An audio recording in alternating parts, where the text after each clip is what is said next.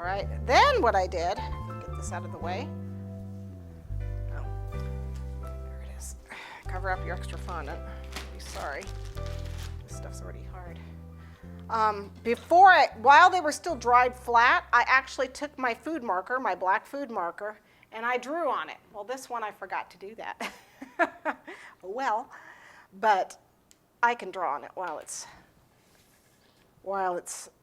got its easel on. It's just easier once it's already dry, but before you attach the easel pieces, just draw the little parts on it. And this is supposed to look like a sketch. You know, it's not supposed to be perfect.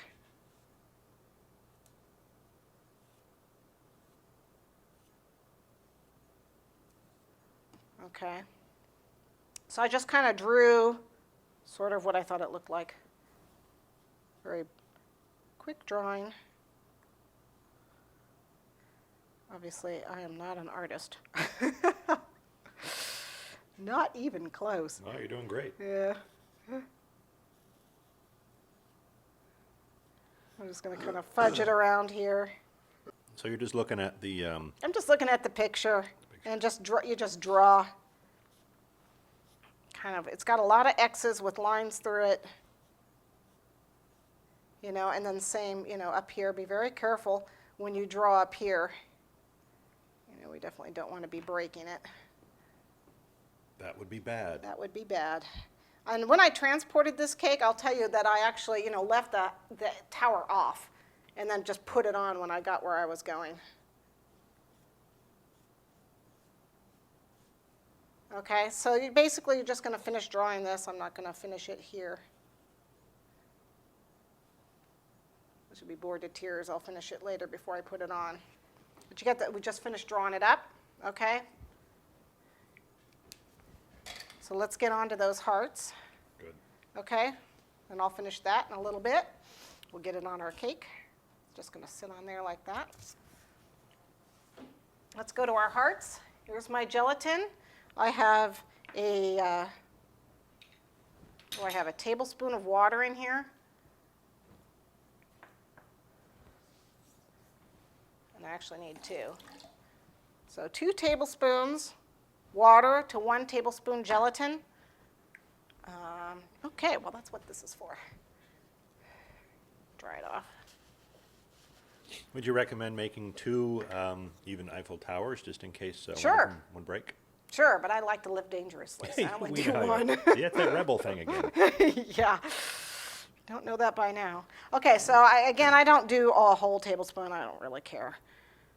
So we're just going to go ahead and put that on there. Let it sponge. The reason this is pink is because I took just a tiny bit of fuchsia food color and dropped it in the water.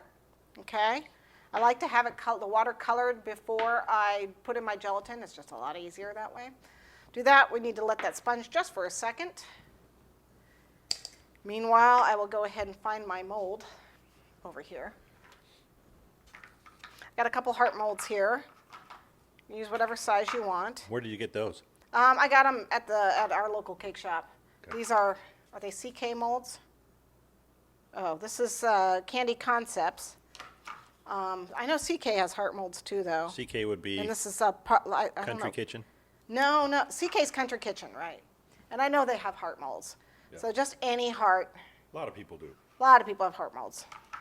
You know, I think even the main candy manufacturing home Michael's guy has them.